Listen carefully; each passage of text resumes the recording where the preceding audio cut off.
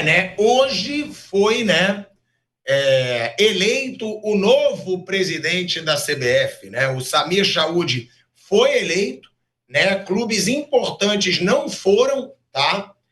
Não foram ao pleito, né? Não votaram, na verdade, né? Se abstiveram, inclusive, de estar presente. Leila Pereira fez um discurso falando que tinha preconceito por ele ser presidente da Federação Roraimense de Futebol, né? Eu não entendo como preconceito, eu entendo como conceito. Eu entendo como análise, não é preconceito. Se a Federação Roraimense de Futebol não existe, como é que eu posso saber que esse cara é um bom dirigente ou não? Se não tem futebol, aonde ele era o presidente, não tem futebol em Roraima. Não tem futebol profissional em Roraima.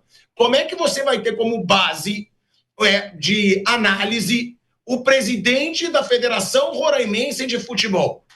Se não existe a Federação Roraimense de Futebol, como é que eu sei que esse cara vai fazer uma boa gestão se não dá para ter como base a gestão que ele teve, né? Se o futebol do estado que ele comanda não existe, me leva a crer que ele não é um grandiosíssimo dirigente. Se ele fosse um baita dirigente, ele podia tentar fazer alguma coisa. Não, é um futebol abandonado, ignorado há anos. E o pai dele está na presidência há 40 anos. E nunca foi nada o futebol roraimense. Então, diferente do que a Leila falou, eu não acho um preconceito. E ela falou, comparou com a situação dela, uma mulher que muita gente deve ter tido preconceito com ela, porque uma mulher estava assumindo o Palmeiras. Nada disso, nada disso. Sempre considerei a Leila uma baita dirigente, mesmo sendo mulher, que ela fala que muita gente que está no futebol, uma mulher. Não, ninguém. Aqui no programa, inclusive, ninguém nunca falou que por ser mulher não teria firmeza. Pelo contrário, foi falado muitas vezes que ela é uma mulher mais firme que muito homem. Ao contrário, essa firmeza toda dela, eu já achei que ela não teve dessa vez.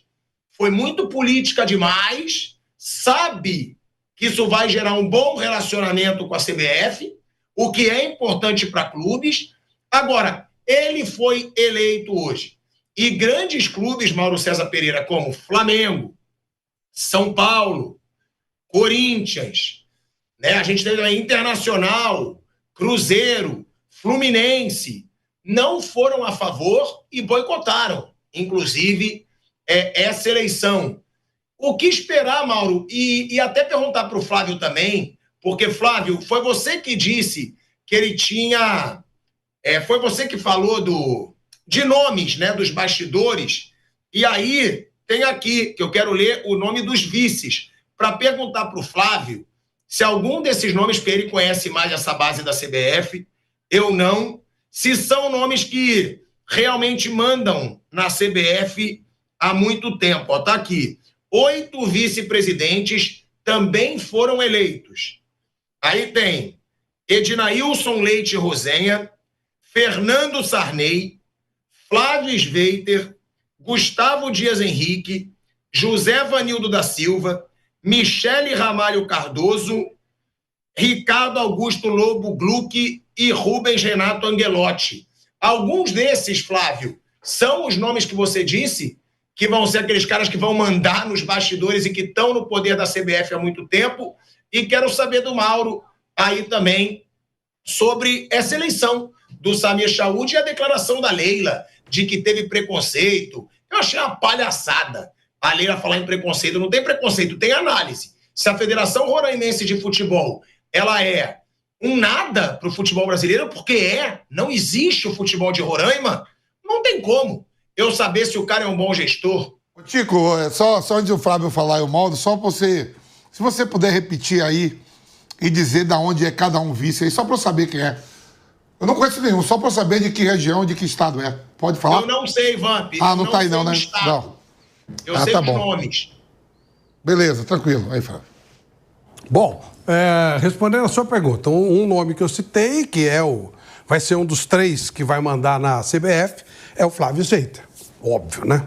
Aliás, o Edinaldo caiu quando foi guloso e tirou o cargo do do Flávio Sveiter, como representante delegado do Conselho da FIFA, que era do Flávio Sveiter, dava $30 mil, mais ou menos, mais um dinheiro das viagens e tal. Ele tirou e pegou para ele.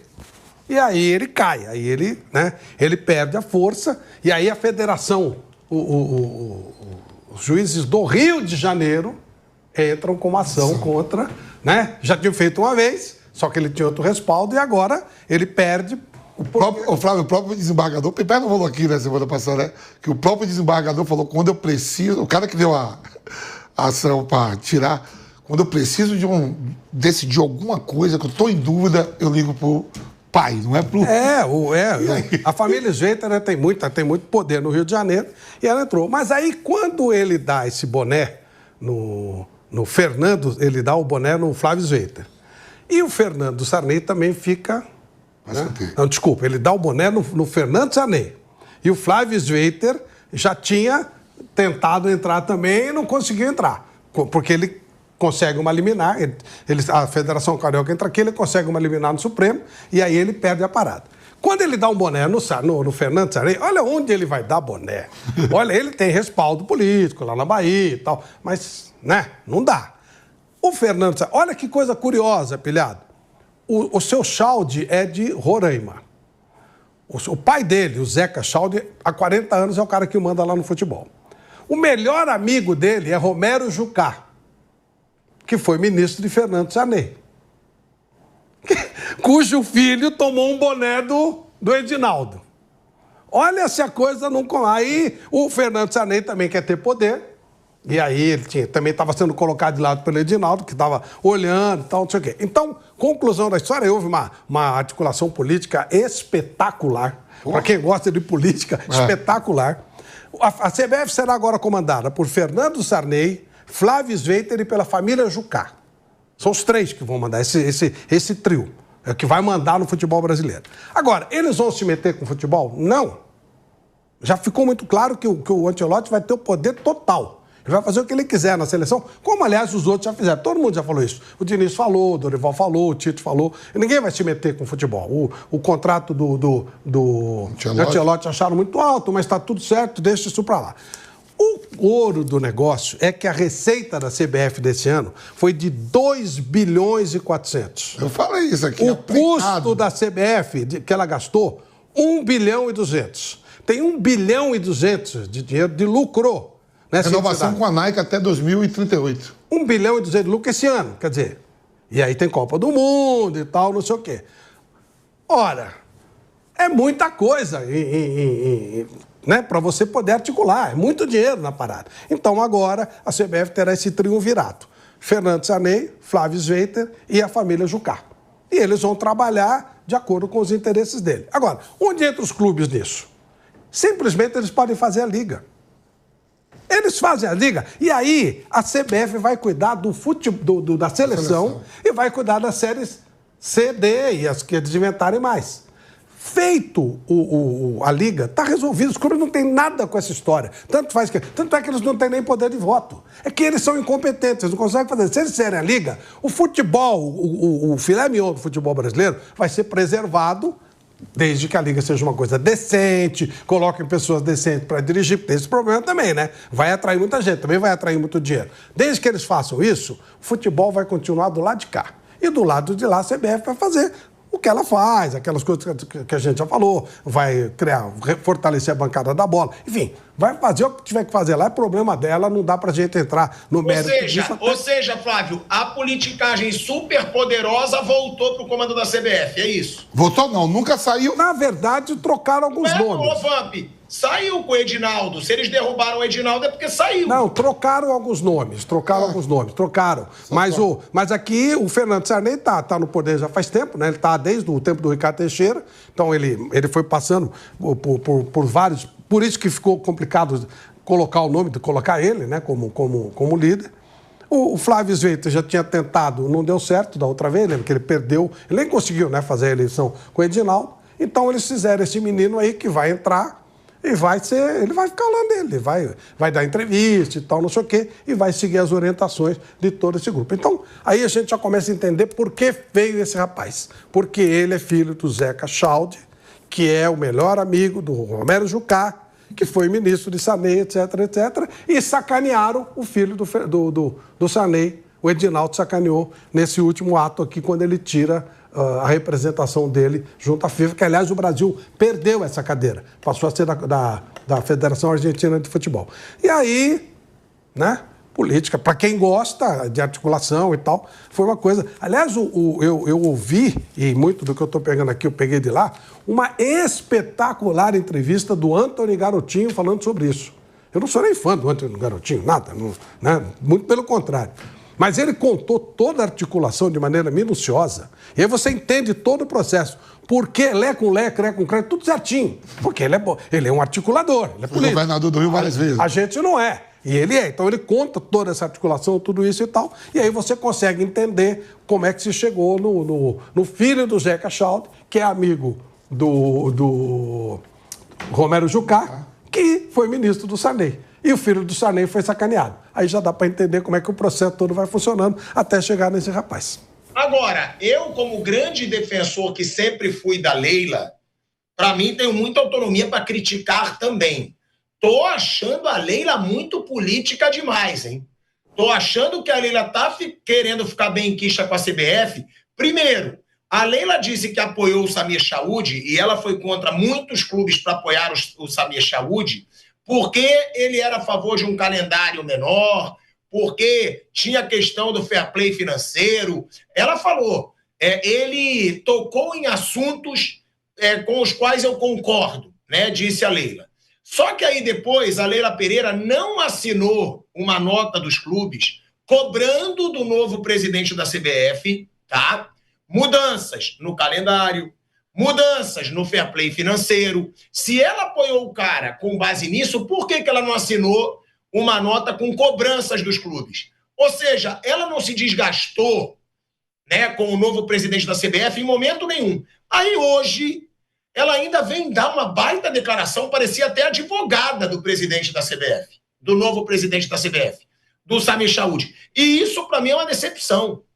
Eu, sim, critico, porque não acho que o clube tem que ficar em babação de dirigente da CBF. E a gente sabe que, muitas vezes, é importante, politicamente, você ser benquisto na entidade. A gente tem até a declaração dela, Kaique, que eu vi até nas redes sociais da Jovem Pan. Se você puder pegar essa declaração da Leila Pereira, né, defendendo, e ela diz, eu acho um preconceito como aconteceu comigo. Aí ainda se jogou lá pro alto, porque eu fui com certeza as pessoas criticaram muito por ser uma presidente mulher. Eu nunca vi ninguém criticar a Leila por ser presidente mulher, com toda sinceridade. E aí ela disse, eu fui a presidente maior campeã da história pelo Palmeiras, a que fez o Palmeiras ganhar mais dinheiro na história, e acho que está tendo um preconceito. Para mim não tem preconceito nenhum, Mauro César Pereira. Para mim, pelo contrário, achei desnecessário a Leila vir como uma assessora de imprensa do novo presidente da CBF ou advogada do novo presidente da CBF. Ela poderia falar, sim, votei nele, acho as melhores ideias. Agora, preconceito? O cara que é dirigente de uma federação que não existe futebol em Roraima. Como é que eu posso saber que o cara é um bom gestor se ele... É a mesma coisa. Eu tenho um hotel 5 estrelas. Tem um cara que nunca tocou um hotel. Eu tenho uma multinacional. Vou botar para ser presidente um cara que nunca comandou nem uma microempresa? Mas não vou. E não é preconceito, é análise, é currículo, são os feitos da pessoa. E sai a Leila Pereira aqui em defesa. Vamos ouvir aí, que eu achei desnecessário, estou achando a Leila muito política demais, sempre elogiei a Leila Pereira, porque eu dizia, ela é uma mulher mais firme que grande parte dos homens aí no futebol brasileiro. Só que nessa própria declaração, ela disse, sempre fui uma mulher mais dos negócios do que do futebol, e parece que agora também está muito na política, a Leila Pereira. Vamos ouvir aí a declaração da Leila e eu vou querer escutar o Mauro César Pereira e o Vamp sobre essa declaração da Leila Pereira. Vou falar uma coisa com vocês. Quando vocês falam que é um candidato de uma federação não muito expressiva, isso é preconceito. E eu vou fazer uma analogia com a minha história. Isso é um preconceito. Quando eu apareci no futebol, quando eu fui eleita candidata a presidente do Palmeiras, eu não sou do futebol, vocês sabem que eu sou uma empresária, eu não sou do mundo do futebol. Uma mulher, a única mulher presidente de um clube da América do Sul, não é? Todos falaram, ou se não falaram, pensaram, porque não pode falar, não é? Que o que uma mulher está fazendo como candidata a presidente de um clube tão grande vai ser uma desgraça. Ela não entende nada de futebol, ela não sabe nem o que é bola. Gente, o Palmeiras, não é, na minha gestão, é a gestão mais vitoriosa da história do Palmeiras. Na minha gestão, nós fizemos as maiores vendas, não é, da história do futebol. Na minha gestão, nós conseguimos uma receita de 1 bilhão e quase 300 milhões de reais, a maior da história do Palmeiras. E essa mulher que a grande maioria falou que seria uma rainha da Inglaterra, mas eu te digo, eu estou mais para Margaret Thatcher do que para a rainha da Inglaterra. Olha aí, ó, a Leila incorporou muito um personagem, ela é marrenta, mas se ela for marrenta ali na gestão dela, nos feitos dela, tudo bem, mas não para querer virar advogado ou assessora de imprensa do novo presidente da CBF. Eu acho que está muita defesinha aí da Leila Pereira, muito interesse político, e ela deveria se preocupar mais com os interesses do futebol brasileiro, que está na mão da CBF aí há tanto tempo. O Flávio já explicou aqui, né? Quem é que vai mandar. Então, a capacidade ou não de gestão do novo presidente da CBF pouco importa no contexto. Outras pessoas deverão tomar decisões importantes. É o que se imagina. O que se questiona dele é sua trajetória de vida, né? Várias matérias foram publicadas, no mínimo controversas, envolvendo esse personagem. Então, não é questão de preconceito, porque ele é daqui, de lá ou de acolá. É a trajetória dele e a maneira como se formou essa coalizão para elegê-lo. Sobre o que ela falou em preconceito, eu, pelo contrário, sempre a vi muito festejada por ser uma mulher à frente de um clube importante do Brasil, no caso, Palmeiras. Nunca vi ninguém falar, nossa, o que essa mulher está fazendo aí e tal. Ela fala, se alguém pensou, ela não lê pensamento, eu também não leio. Então, o que as pessoas pensam, não sei. Acho que ela não tem esse dom, né, especial. E o que eu vi sempre foi muito respeito a ela e muita exaltação por ser uma mulher à frente de um clube de futebol que, de fato, não é comum, né? É uma coisa rara. Então, honestamente, não concordo. E a questão é política, meramente política. O outro caminho seria o quê? Apoiar o Reinaldo Carneiro Bastos, que é o presidente da Federação Paulista. Ela não é exatamente uma aliada desse dirigente. Então, ela foi para o outro lado, né? E eu estava vendo aqui o Rodrigo Matos, do UOL, publicou há alguns minutos que, segundo o novo presidente da CBF, os estaduais terão 11 datas. Hoje são 16, 11 datas. E, obviamente, isso atingiria o quê? A federação presidida pelo que seria seu adversário se houvesse uma outra chapa, o Reinaldo. Isso vai de encontro com aquilo que a Leila... O Baiano também, o Campeonato Baiano tem 12 ou 13. Vão ter que se adequar, segundo ele. E também, no caso da Leila Pereira, é a mesma coisa, né? Atende uma expectativa dela. Ela falou sobre a redução de calendário, não só ela, como outros, né? E sobre ela não ser do futebol, vários dirigentes não são do futebol e param no futebol, né? O presidente do Flamengo é do futebol, o BAP? Não, ele é um empresário também que se envolveu depois como dirigente. O antecessor, o Landim, a mesma coisa.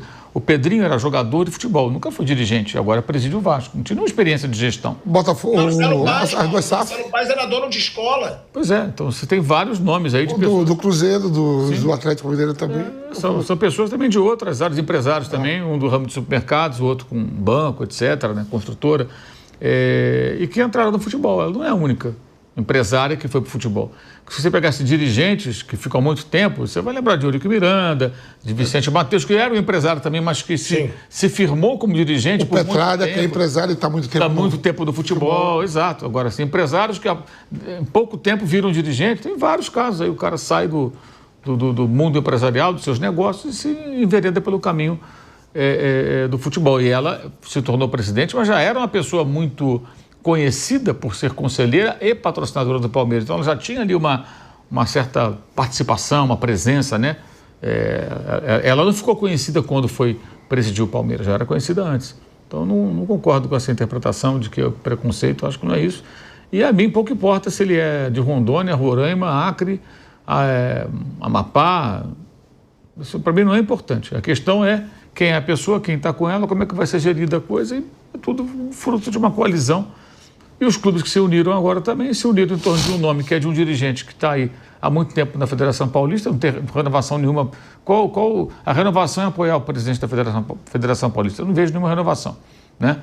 E eles permitiram lá atrás, em 2017, a mudança de estatuto que tirou os poderes dos clubes na hora de eleger um presidente. Quem define são as federações. Então agora chupem o dedo e fiquem aí, entubem essa. Tem jeito. Vai fazer o quê? O que eles vão fazer? Consegue nem organizar uma liga para fazer um campeonato? Ficam ali brigando? Tá muito política demais a Leila Pereira, Vamp, na sua opinião? Eu não faço nem qualquer comentário em relação à Leila, que, olha bem, se você pegar 2 meses atrás, você vai pegar os 40 clubes, né, 20 da Série A e da Série B, e 27 federações, todo mundo mudou em 40 dias. Isso aí que o Flávio falou, essa articulação, eu acho que nem a política conseguiu. A política mesmo, Flávio, que eu falei assim. Política, da maneira mais refinada que você vai fazer. Política, articulação política. A política é o seguinte, assim, vamos unir. Flávio é de oposição, vamos ter situação, pensamento diferente. Nem isso foi tão rápido assim que nem foi no futebol. Eles foram muito bem. Foi muito tão rápido. Tico, se você pegar aí, não tem 60 dias que foi unanimidade o Edinaldo. Os clubes da Série A, Série B, todas as federações. Houve um cala-boca, até um caraminguá a mais, né, para cada um. Triplicou o salário. Triplicou.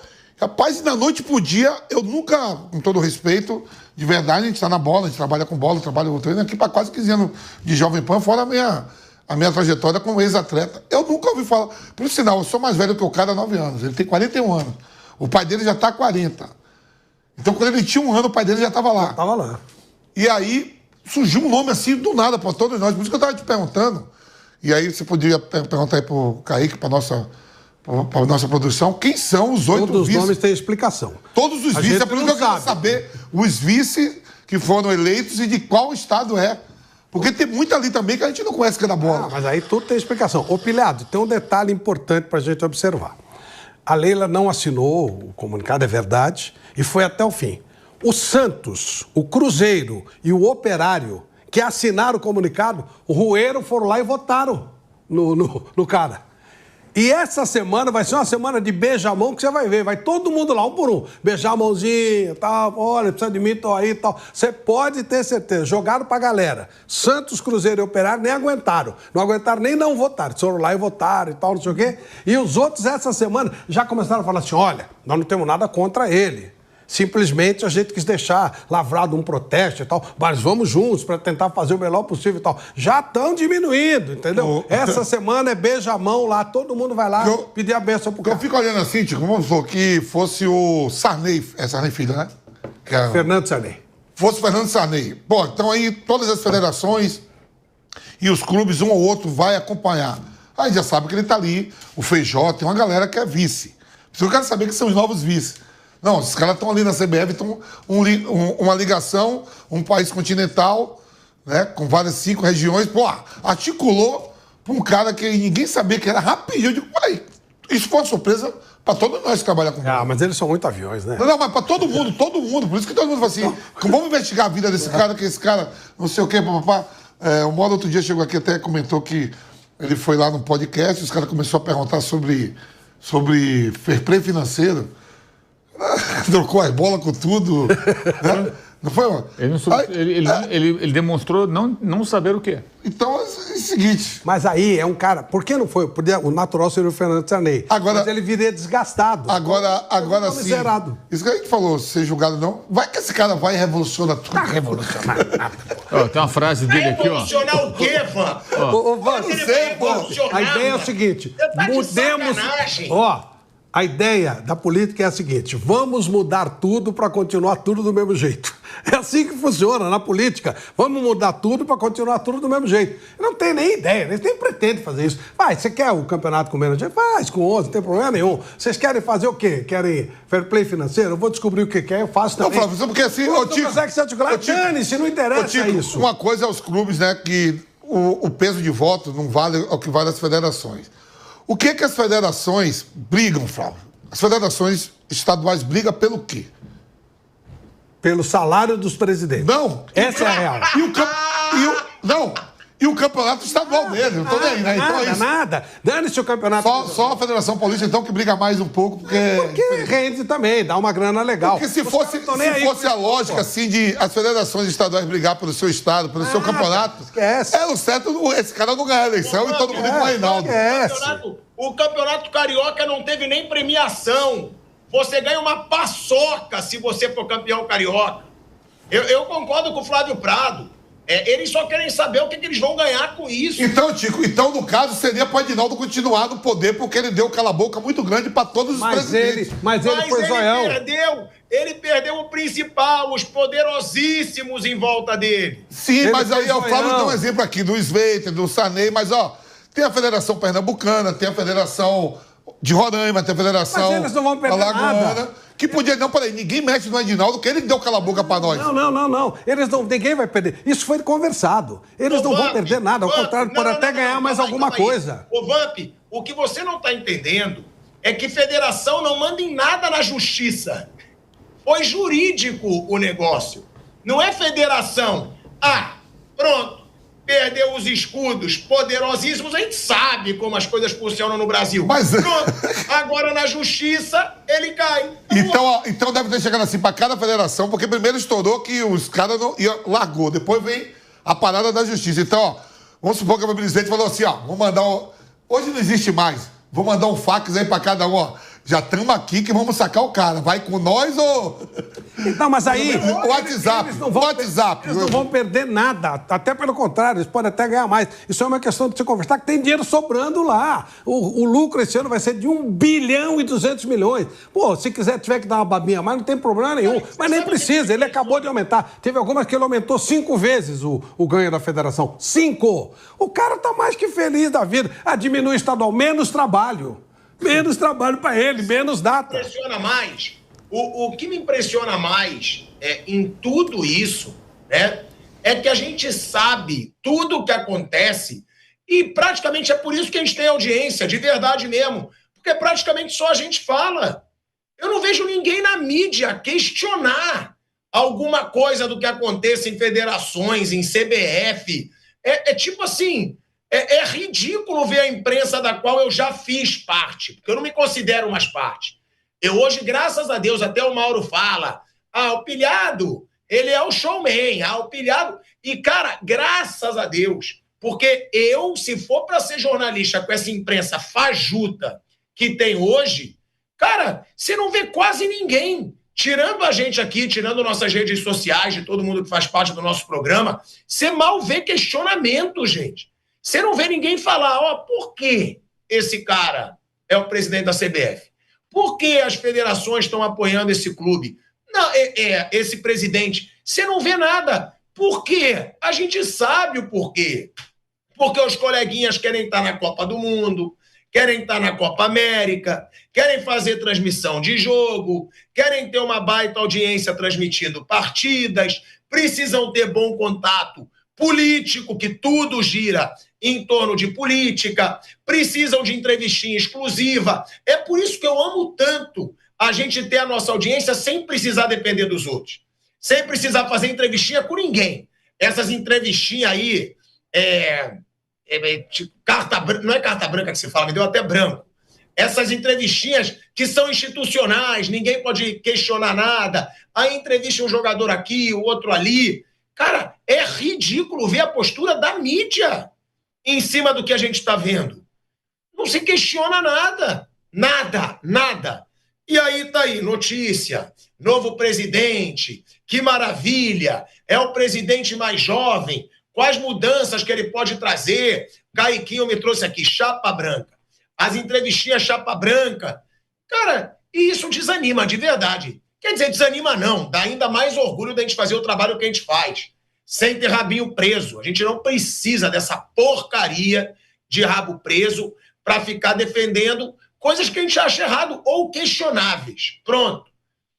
Questionáveis são, mas não. Tudo gira em torno de politicagem, tudo gira em torno de interesse, e é por isso que, na minha opinião, tá uma bosta.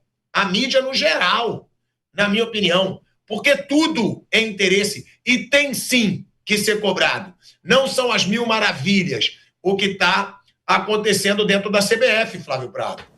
Bom, a verdade é que tudo na CBF passa por articulação política. Tudo. O nosso querido Edinaldo, baiano, onde eles se apoiavam? No Rui Costa e no Jacques Wagner. Sabe, eles se ajudavam. Quem manda na Justiça Carioca há anos? A família Sveiter. Quem é que fazia os pedidos para caçar o Edinaldo? A Justiça do Rio. O Flávio Sveiter era candidato e perdeu. É tudo uma questão de harmonia. Só que ele, o Edinaldo, cresceu o olho, ele achou que ele estava grandão demais. Aí ele foi mexer com um cara muito poderoso. A família Sarney tem muito poder no Brasil, de um modo geral. E olha que aqui eu não estou falando se é justo ou não é justo, estou colocando a situação clara. A família Sarney tem muito poder no Brasil, gente. Eles mexeram com um cara que, quando ele mexe ali, até a articulação fica mais complicada. Fica muito difícil. E aí sambou. Tanto é que ele entra com pedido no Supremo para tentar novamente voltar e ele é aconselhado a desistir. Só, deixa isso quieto porque não dá, não tem o que fazer mais. E aí ele vem e fala, tá bom, já que é para o bem de todos, de felicidade e da nação, diga ao povo que eu vou embora. Ele não soube fazer o jogo político. Isso. É isso, ele achou, como você disse, falou, tá grandão demais, isso. Podia atropelar geral e acabou sendo atropelado. Eu acho que tem um ponto que você vem discutido agora, estava vendo aqui, o novo presidente da CBF já prometeu de público, né, que os estaduais terão no máximo 11 datas. Pelo que eu entendi, já seria para o ano que vem, 26. O de São Paulo tem 16 datas, contratos assinados com empresas que fazem as transmissões dos jogos e tudo mais. Acho que pela Lei Pelé tem que esperar pelo menos 3 anos. Acho. Vamos ver aqui como vai ser isso. Ele fala que, pelo que eu entendi aqui, seria para o ano que vem. Não está muito claro. Tentando aqui pegar a informação correta, mas enfim. Isso atinge diretamente o seu adversário, que seria o Reinaldo Carneiro de Bastos. Porque a Federação Paulista faz um campeonato com 16 datas e se fala, não, dá muito dinheiro. Eu entendo da seguinte maneira, dá muito dinheiro porque só tem um Campeonato Paulista naquele momento. Só tem ele, não tem outro. Só tem o Paulista. Não tem concorrência de nenhuma outra competição. As outras, elas ficam se engalfinhando. As duas competições internacionais, Libertadores Sul-Americana, Copa do Brasil e Brasileiro, tudo junto. O estadual é sozinho, só tem ele. Tem lá um joguinho da Copa do Brasil e tal, a fase preliminar da Libertadores ali, mas é muito pouco.